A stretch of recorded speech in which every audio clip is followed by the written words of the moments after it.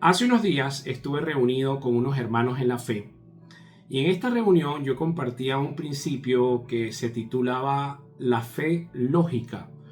Para algunos de los hermanos que estuvieron presentes en esta reunión les hizo un poquito de ruido. ¿Cómo es eso que la fe lógica?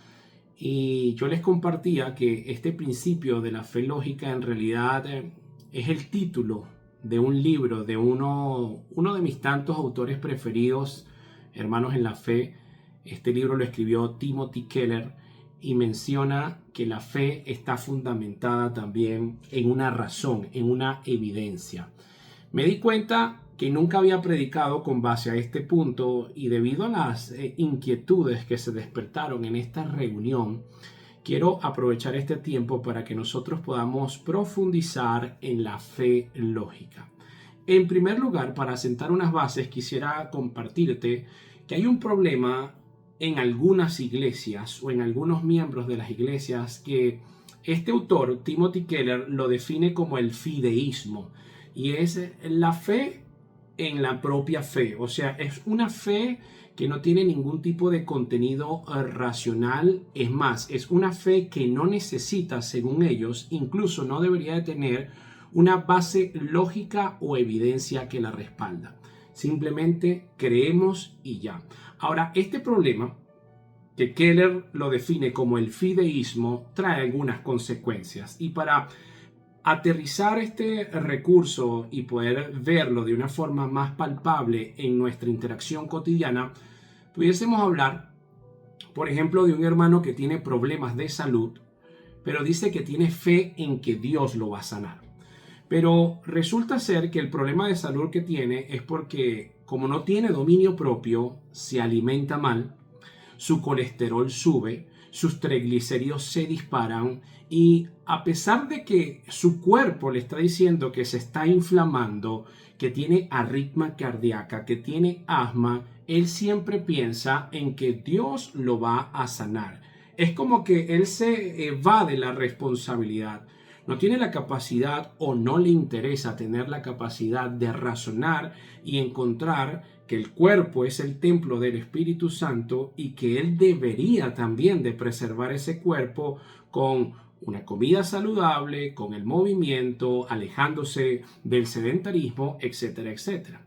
Podríamos también abordar este caso que es muy común aquí en Venezuela cuando encontramos hermanos con problemas económicos, pero de una vez dicen que Dios lo va a sustentar.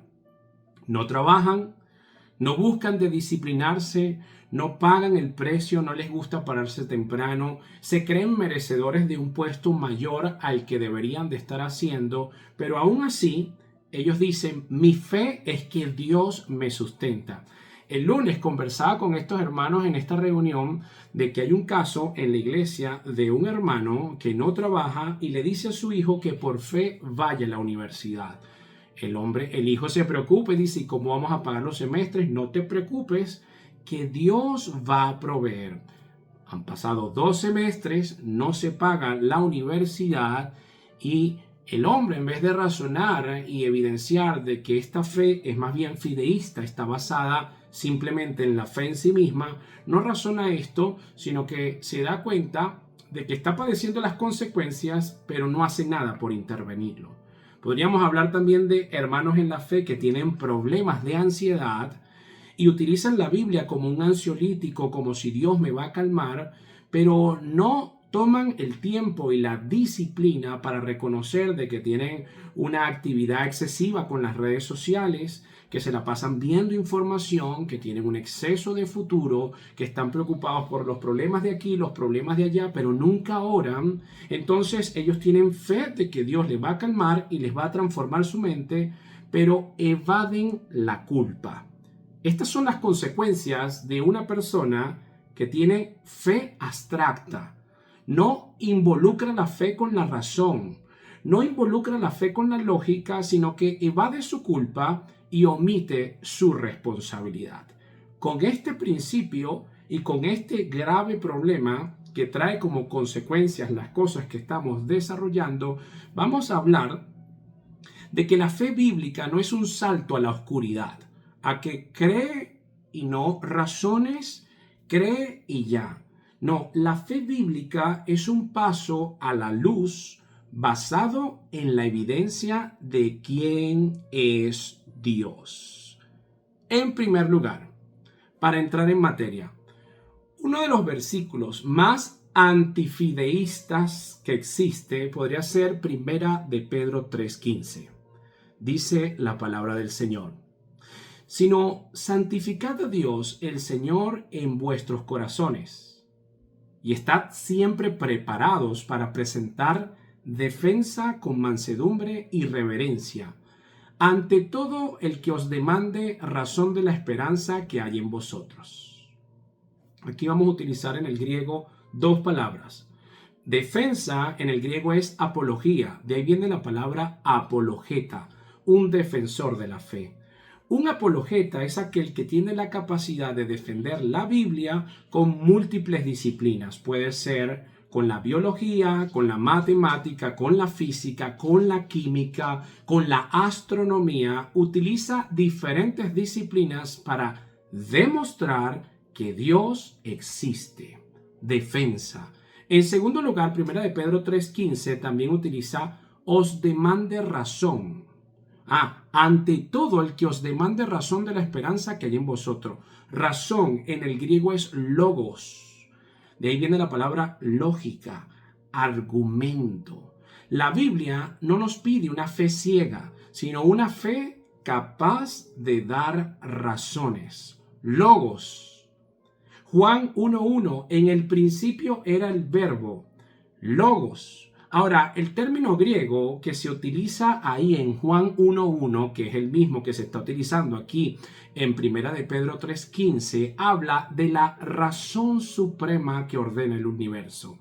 En otras palabras, Juan está diciendo en Juan 1:1 que la lógica que sostiene el cosmos tiene nombre: nuestro Señor Jesucristo.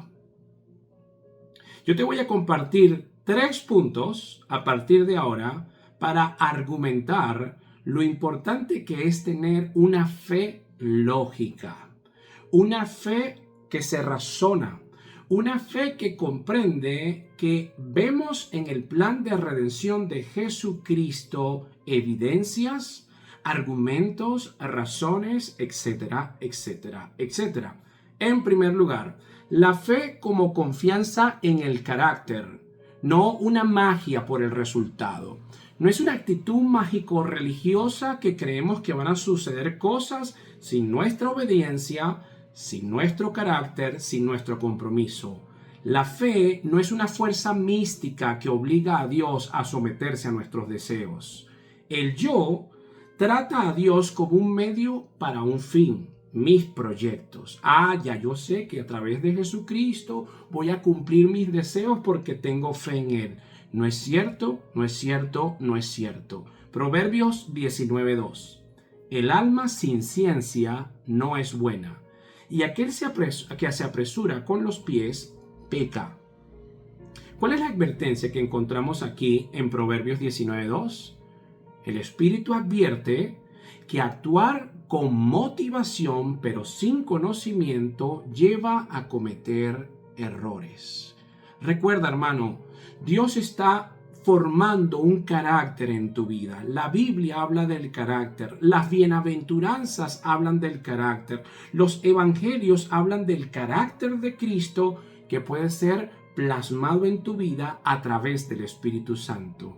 No está hablando de que Dios te va a bendecir a pesar de que tú tienes una vida desordenada, poco comprometido, con poco fruto del Espíritu, sin templanza, sin dominio propio, sin paciencia, sin mansedumbre, sin benignidad. A medida de que haya más carácter en tu vida, Dios se va a manifestar cada día más. En segundo lugar, Salmo 37:5. Dice la palabra del Señor: encomienda al Señor tu camino. Confía en Él, que Él actuará. Tú sabes que muchas veces la forma de actuar de Dios es en el silencio. Si yo estoy llevando a cabo un plan, un proyecto, una intención, y Dios no me está respaldando, y Dios no está manifestándose en eso que está pasando y mi carácter no está siendo perfeccionado, Dios está actuando, te está diciendo que por ahí no es. El problema es cuando yo insisto en que se va a llevar a cabo sea como sea. Hay un ejemplo muy bonito para evidenciar este punto número 1, la fe como confianza en el carácter, y lo encontramos en el libro de Daniel. Cuando se encuentra Sadrach, Mesach y Abednego ante el horno de fuego porque no querían adorar a un Dios que no fuese el Dios de Israel. Y mira lo que dice Daniel 3:17. Palabras de estos hombres. He aquí nuestro Dios, a quien servimos, presta atención, puede librarnos del horno de fuego ardiendo, y de tu mano, oh rey, nos librará. Y si no, sepas, oh rey, que no serviremos a tus dioses, ni tampoco adoraremos la estatua que has levantado. Ellos no dicen que Dios tiene que librarnos porque tenemos mucha fe. Ellos, en primer lugar, reconocen el poder de Dios. Dios puede librarnos, dicen ellos. Esto es una base lógica. Si Dios es el creador de los cielos de la tierra, si Dios es el todopoderoso, pues tiene poder sobre el fuego. Él puede librarnos. Pero ¿dónde reconocen su soberanía? Cuando dicen, y si no, aquí está la fe lógica. Su fe no dependía del resultado, si salían vivos o muertos. Ellos tenían el carácter para aceptar cuál era el resultado. Sabían que Dios es todopoderoso, pero que Dios es soberano. Ahí encontramos la manifestación de que la fe lógica se basa en la confianza del carácter de Cristo obrando en mi vida. La Biblia, querido hermano, condena la motivación sin conocimiento. Incluso es una fe irracional. La fe lógica busca conocer la voluntad de Dios antes de lanzarse a proyectos sin fundamentos. Número 1, hablamos de la fe como confianza en el carácter. Número 2, vamos a hablar del modelo de la planificación y la razón. El libro de Timothy Keller sostiene que el cristianismo es racional porque se basa en hechos históricos como la resurrección. Si una persona propone proyectos que nunca se materializan por falta de orden, no está operando en fe, sino en negligencia disfrazada de espiritualidad. Vamos a argumentar esto con la palabra del Señor. Lucas 14, del 28 al 30. Palabras de Cristo. Miren lo que dice aquí. Porque, ¿quién de vosotros, queriendo edificar una torre, no se sienta primero y calcula los gastos a ver si tiene lo que necesita para acabarla? No sea que después que haya puesto el cimiento y no pueda acabarla, todos los que lo ven comiencen a hacer burla de él, diciendo, este hombre comenzó a edificar y no pudo acabar. Jesús mismo está apelando a la lógica. Jesús enseña que la fe incluye el uso de la razón, el cálculo y la planificación. Ignorar la realidad logística no es tener mucha fe, es ignorar el consejo de Cristo sobre la prudencia. Segundo ejemplo del modelo de planificación y razón, Nehemías. Es un ejemplo vivo de la fe lógica y ahí encontramos planificación. Nehemías ya había calculado el tiempo del viaje, los materiales que necesitaba, las cartas que necesitaba para los gobernadores y para la guardia del bosque real antes de responderle al rey Artajerjes. Cuando tú lees Nehemías 12 y 8, el rey le dice, ¿qué pides? Y ya él tenía una respuesta. Bueno, necesito tanto tiempo, necesito estos materiales, necesito estas cartas, necesito este diseño. Había una lógica y una fe fundamentada en la planificación y la razón. Tercer ejemplo, José en Egipto. Tuvo fe para interpretar los sueños de Faraón y tuvo razón para ejecutar. hubo una planificación. La fe no fue un acto mágico, sino un plan económico de 14 años. Aquí vemos que Dios, a medida que empieza a mostrarnos nuestros errores y a medida que dependemos de Él, confiamos en Él, lo involucramos en todos nuestros caminos, seguimos sus pisadas. A medida de que vamos pasando eso, su carácter empieza a estar en nuestras vidas. Y empezamos a ser más pensantes, más prudentes, más pacientes, más mansos, más humildes, más íntegros. Hay mayor orden, mayor santidad, mayor planificación, menos emocionalismo. No nos movemos por la motivación, sino por la dirección del Espíritu Santo, y Él empieza a obrar. Aquí no hay cabida para una fe en la fe. Aquí no hay cabida para eximir nuestra falta de planificación en que Dios va a obrar. Yo he escuchado comentarios que me vuelan los tapones de personas que no tienen casa, que no se han casado, que no tienen estabilidad, pero empezaron a tener sexo antes del matrimonio, se embarazan y dicen, esta fue la voluntad de Dios. No, espérate tantito. Dios permitió esto, pero tu imprudencia, tu desorden, tu impulso, tu mente hedonista ahora va a padecer las consecuencias. En primer lugar, la fe como confianza del carácter. Dios quiere tu mente. Dios quiere una estructura interna del carácter.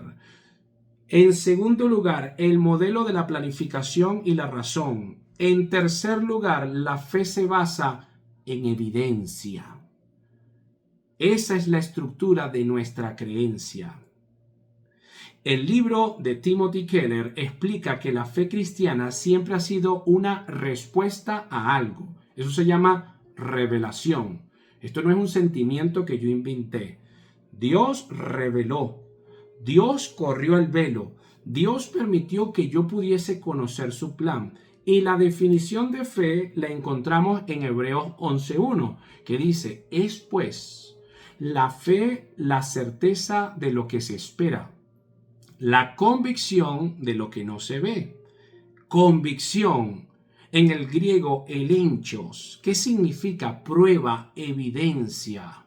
Hay una evidencia. No es creer en nada, es estar convencidos por las pruebas del carácter de Dios y su palabra. Ahí nosotros empezamos a ver que hay una razón, hay una argumentación, que yo no puedo culpar a Dios por mi desorden, que yo no puedo esperar que Dios obre en mi vida cuando yo estoy fragmentado, cuando yo estoy desordenado, cuando yo no estoy en integridad, cuando yo todo lo dejo al azar o a última hora, cuando yo empiezo a engordar y engordar y engordar y mis rodillas empiezan a padecer. Yo no puedo decir, Dios mío, sáname.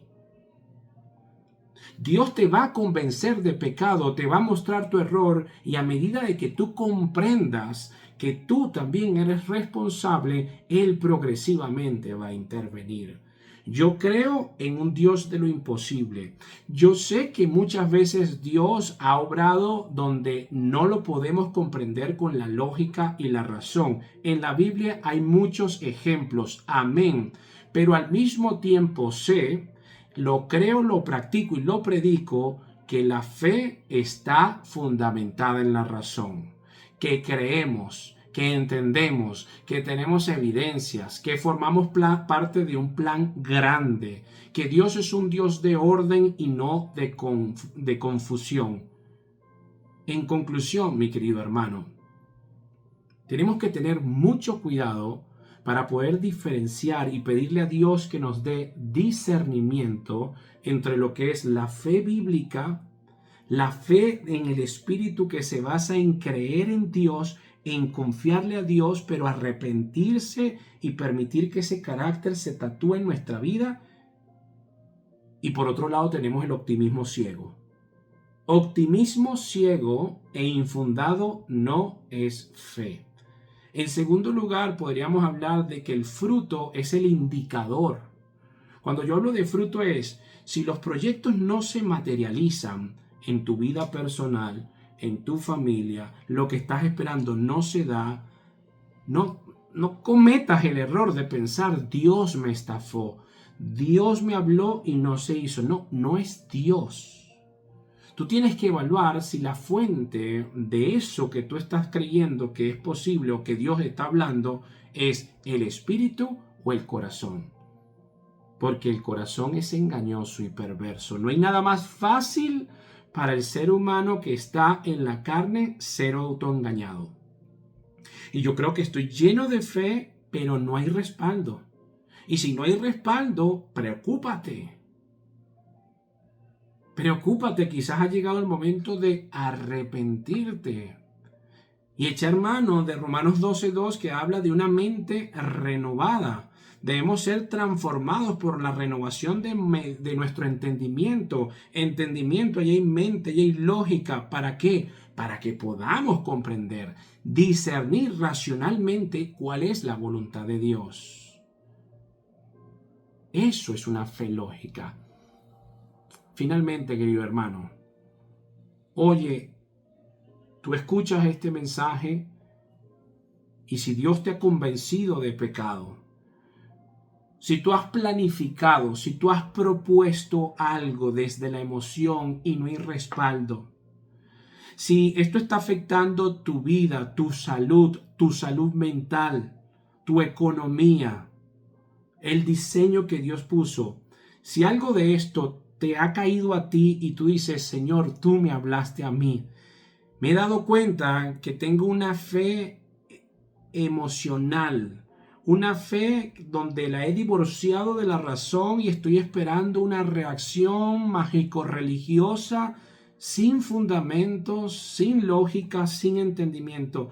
Si esto te ha pasado, cierra tus ojos y oremos.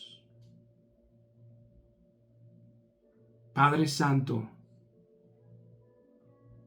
bendito seas, Señor. Digno eres de toda la gloria, toda la honra, toda la alabanza, Señor.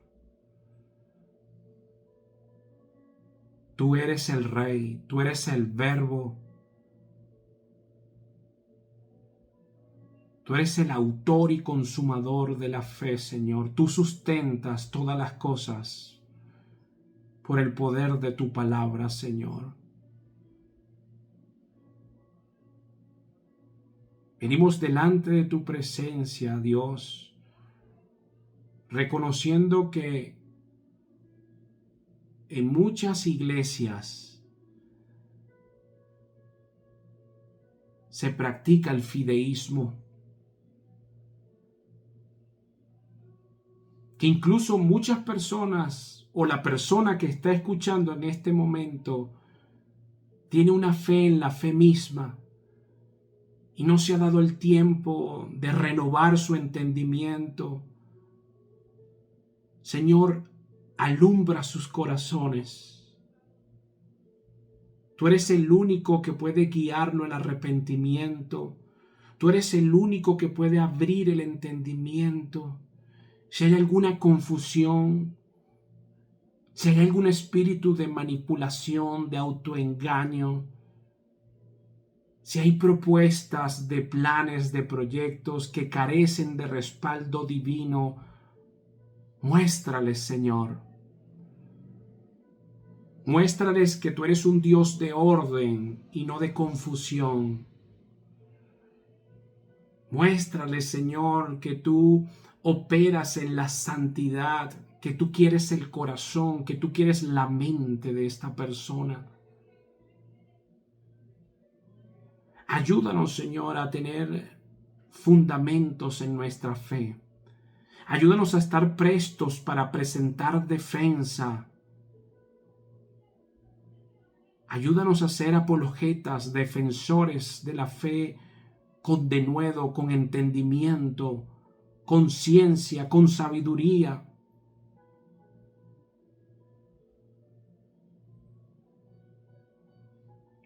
derribando todo pensamiento que se levante contra el conocimiento de Cristo, Señor. Toda idea, toda propuesta que viene de la motivación, Señor. Ayúdanos, Señor, a llevar cautivo todo pensamiento a la obediencia de Cristo, a la obediencia a ti, Señor. Ayúdanos, Señor, a razonar incluso en cómo te estamos creyendo, en qué tanto nos estamos pareciendo a ti, Señor. De qué manera estamos llevando nuestras vidas, nuestras familias, nuestros ministerios, Señor. Glorifícate tú, oh Dios. Gracias por hablarnos. Gracias, Señor, por tu amor, por tu bondad, por tu benignidad, por tu paciencia para con nosotros, Dios. Te lo pedimos, Señor, en el nombre de Jesús. Amén y amén.